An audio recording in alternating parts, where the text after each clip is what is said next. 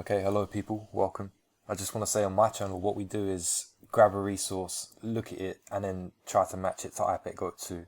I'm not saying that I'm right about this because a symbol has many different interpretations. Okay, so today we're going to be looking at wiccanspirituality.com and seeing how that relates to IPGII 2. Wiccan altar tools. While your magical items may be various and personal on a typical Wiccan altar, there are certain Wiccan symbols and altar tools that are arranged in a specific order. The most basic Wiccan tools are representations of the 4 directions and elements, and the 4 powers of the witch: pentacle for the north, a thame for the east, wand for the south, and chalice for the west. So we have bush dancing in an upside down pentagram as the north. The yellow flower, I'm sorry, I don't know what these flowers are called. If you could let me know in the comments, that would be much appreciated. So the yellow flower on the left, that's the athame, because if you look at the stem, it's a double-edged sword in a black handle. The wand in the south is the rabbit, the buck moon, or the hare.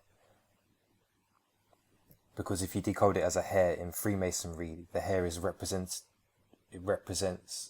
initiation into the mysteries of Osiris and eyes that are open. So, and because Osiris is the sun, you could say that that's fire in the south. And in the east, once again, I don't know what these flowers are called, the white flower with the pink outline looks like a chalice. So we have our Wiccan altar set up in the classroom.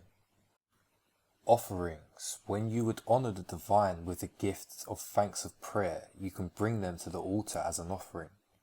Often flowers are kept on the altar as an offering. Anything that is beautiful or special to you, or symbolic for the purpose for the offering, can be offered. And we're offering up the apple on the Wiccan altar today, so the apple has long been associated with the worship of the goddess. The apple seems to have always been associated with death and eternal life, so we're offering up our death to receive eternal life.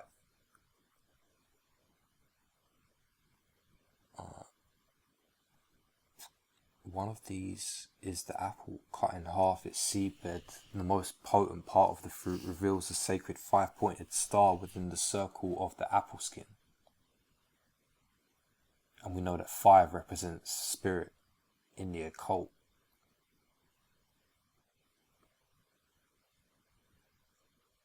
The goddess is still working to wake us up to the knowledge of our own sacred essence, and the process is picking up momentum, thank goodness. Ha! Because the goddess is the divine manifest. Well, our apple isn't cut across the equator, it's cut vertically, but it still reveals the yoni, which is a Mother Earth goddess symbol. We got 1, 2, 3 seeds, and the most miraculous part of any seed being is its seed, the magic of creation dwelling within. Seeds represent reincarnation or eternal life. As the flower and fruit die, the seed lives on, and soon they begin life anew. One interpretation of this shadow at the back has been a dog, which is very interesting because it relates to this Wiccan video here, where black dogs are common as witches' familiars. Dogs were associated with various goddesses such as Athena and Diana, not only as icons but as the goddess herself. The circle is a goddess symbol. The circle represents protected space and sacred space. They also represent equal power sharing. People who gather in circles meet as equals, with no single person set apart or above the others. Anything that contains a circle reflects unmistakably an aspect of the goddess. And inside our circle we have Lily, wearing the rose, flower of Venus. Roses are symbols of the sacred vulva of the goddess. The vulva is a gateway through which life is born, which is awe-inspiring enough, but that is not its only meaning. Well, I wonder what else it means, because, and suddenly a startling realization arose in Lily. This apple is not mine, she thought. It belongs to someone else. Well, I wonder who it belongs to. Antlers symbolize the pagan horned god, the sacred stag. They are almost symbolically interchangeable with horns. Antlers represent the god who is a symbol of all wild creatures, especially those virile creatures who give themselves away to serve the life of the people. and the antlers are above Trump, and we know this is Trump because of the way he is sitting. The stag is a symbol of the horned god. This is a god of joyful virility, radiating power and life force. It is he who gives himself away so that others can live, which is interesting because that fits into the Trump assassination narrative. The number 13 is definitely a well-known Wicca symbol. The number 13 is sacred to witches because we honour the moon, and the moon cycles around 13 times in 1 year. So keeping in line with Theology Ed's work on the 2020 Buck Moon calendar, if we look, as I've got it set up now with the contrast, when the light turns down, you're going to see that the right side is illuminated and the left side is not. So, and the rabbit is also facing to the right, so our attention should be drawn to the right because the right side is the most important side of the calendar. If we follow the gaze of the rabbit, its eyeline sight, in my opinion, it divides the first 3 faces that are in the foreground, it divides them in half from the 3 in the background. And so I believe that the first moon represents a new moon and the December moon represents the dark moon. I'm not saying that these dates are anything's major going to happen. What I'm saying is that these dates are specific dates for Wiccans to do rituals on. And I find it very interesting that the September moon, his face is shining, so that's a full moon. Then we have a full moon on September 2nd. And I'm recording this on July 21st.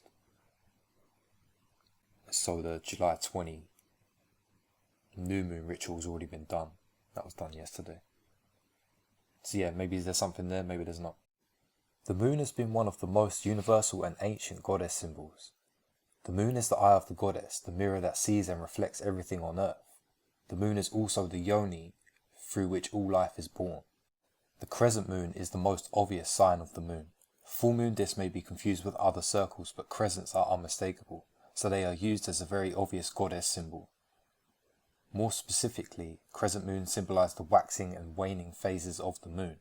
The word crescent derives from the Latin, sorry if I get this wrong, creare, which means to create.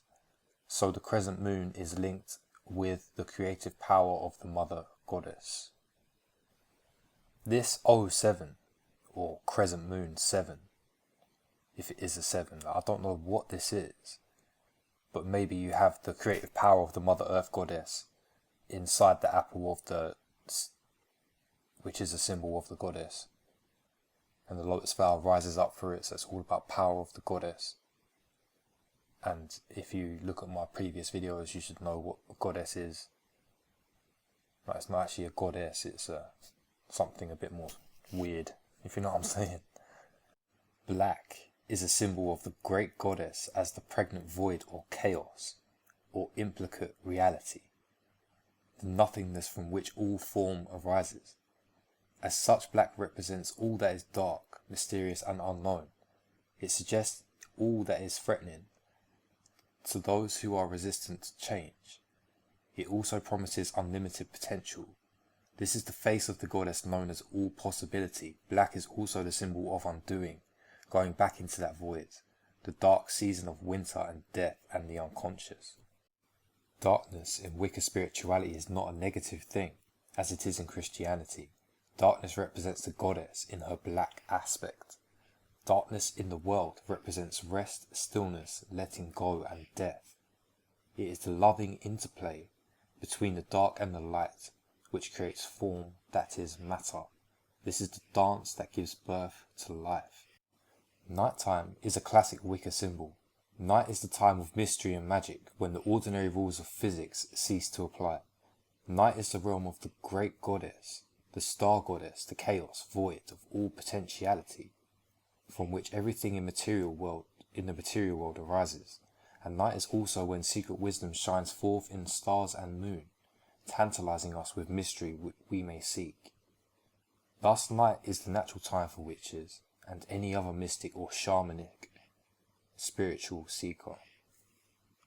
The pentacle, a 5-pointed star within a circle, offering protection and power during our magical work. The downward pointing pentacle is commonly associated with Satanism, although it is not a satanic symbol. Well, I would disagree with that, but we see Bush doing a dance for us on our night of Wiccan magic, or black magic, within the pentagram, setting the stage for our ritual tonight. Owls, with their wisdom, have long been seen as a Wicca symbol, since witches also seek to understand the mysteries. Owls' perception pierces the veil of darkness on a symbolic level. This means that they can see what is hidden to others with ordinary sight. Owls share the gift of vision with witches who honour them. Witches also can see what is imperceptible to others. For the earth element in the north of our Wiccan altar, stones and sometimes crystals are used. These bring in earth energy, which helps with grounding, except perhaps for I don't need that. Gemstones also carry certain energies which can be invoked by having them on your altar.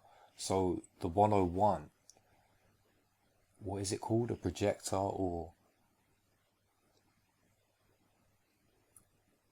what do they call that? The screen which they project onto. I can't think of the name of it right now, but maybe that's our crystal in the north, and it has the 101 gateway on it. So we're harnessing the energy of 101. Bonfires and flame of any kind represent the element of fire. Fire is the primary transformative force and the creative power of passion. Fire also represents the light of the divine. So fire is invoked at all Wiccan celebrations. In the form of bonfires, it is we who are being transformed. When we jump the fire, we dip momentarily into the purifying flame. We come through cleansed and anew. Witches will often jump the fire twice, the first to purge the old and the second to empower the new. So the keeper of the flame is going to jump twice here.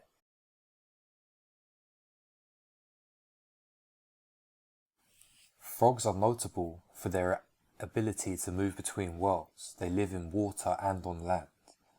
So we see the frog, he's going to moonwalk from water to land. Ravens, and to a lesser degree crows, are very magical creatures. Raven, with her plumage as dark as the void between the stars, is a citizen of the afterworld. She travels between the worlds of the living and the dead. Being native to both worlds, Raven naturally has great knowledge and power to effect transformations. Raven is associated as a Wicca symbol because of this power to move between the worlds and create new realities as she chooses. So this is the transformation. Dance of the Raven, according to wiccaspirituality.com. Spirals are one of the ancient goddess symbols. As a sign of life as such, it is also one of the primary Wicca symbols. A spiral is created by a circle moving forward, so to speak, so as the wheel turns, you come around again, but not to the same point as before. You arrive at the same place but on a new level, just as May 1900 and May 2000 are both spring, yet a different experience. The serpent is one of the first goddess symbols. Serpents are mysterious creatures. They dwell in the dark inner earth and sunlit outer earth equally, crossing the borders between the worlds. They move with the fluidity of water. In ancient times, it was believed that snakes never died of age, but shed their old skins and were reborn. Serpents are ancient goddess symbols. For all these reasons and many more, they have been identified from time immemorial as the consciousness and will of the divine, which creates all life and guides humanity to the realization of its spiritual potential. The serpent represents the feminine spiritual energy. This is the Kundalini, the goddess within. European tradition has the sun as male, so any image of the sun is, in Wicca, a god symbol. The god in Wicca symbol... What? The god in Wicca symbolism is connected with the cycles of the sun, the birth, growth, failing, death, and then rebirth of the sun and the seasons of nature that are tied into this cycle. This is a symbol of the god who gives himself away so that his people can live, and in this way he preserves his immortality, for after death he can be again born of the goddess. The Sun King, who was the god's representative on earth, would similarly reign for a year. Sorry, I can't say that word. Or another symbolic period of time, and then would give his life for the good of all. But yeah, we know that this, because it's the morning sun, and we know that it's Lucifer, son of the... Yeah. A few meanings of colours here, which I'm not going to read, but what I did find interesting was this, precious metals.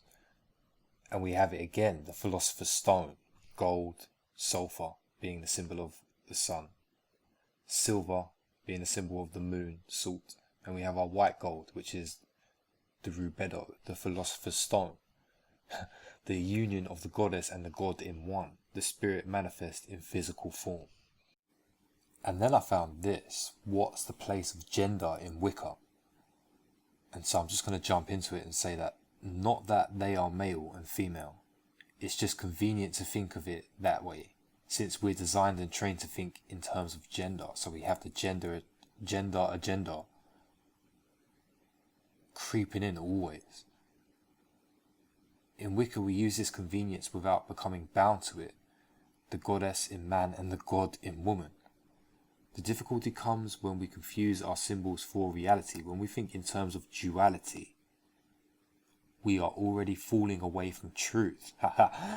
And we compound this error by ascribing one aspect of duality to one Terran gender.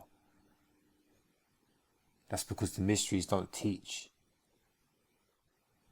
gender in the normal way. They teach it that everything's androgynous and that God was wrong making man and woman, and that we have to get back to our androgynous state because we're in a fallen state, being male and female. Bisexual deities, the deities themselves show this fluidity in gender, not only in Wicca but in many religions. There are many split gender deities and bisexual gods. Advanced Wicca and any advanced spiritual tradition recognizes that some aspects of the divine are beyond gender entirely. Divine light, all that is, creative force, great mystery, source, star goddess, all names for the divine that contains the duality in oneness. In fact, when we look deep enough into their eyes, we see that all the various gods and goddesses are actually one. So yeah, thank you for watching.